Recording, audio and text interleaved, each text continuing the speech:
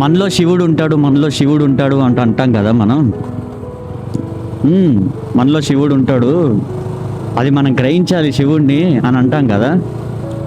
అంటే మనలో ఉన్న శివుడు మనం చేసే పనులన్నీ చూస్తున్నాడు. చెప్పాలంటే మనం ఏం చేస్తున్నాము, ఆనందంగా ఉన్నామా, బాధపడుతున్నామా, ఒకళ్ళని తిడుతున్నామా, ఒకళ్ళ మీద కుళ్ళుతున్నామా, ఇలా ఇవన్నీ మనం ఏమైతే చేస్తామో అవన్నీ శివుడు చూస్తున్నాడు మనలోనే ఉండే.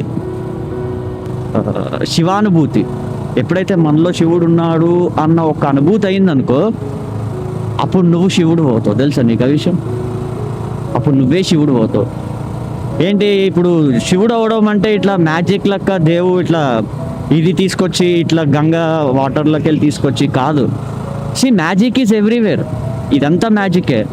సమ్మర్లో ట్రీస్కి ఆకులు ఉండవు, రైనీ సీజన్ వచ్చేసరికి మొత్తం ఆకులు ఫుల్ గ్రీనరీ ఉంటుంది. మ్యాజిక్ అది, క్రియేషన్లో జరుగుతున్న మ్యాజిక్ అది.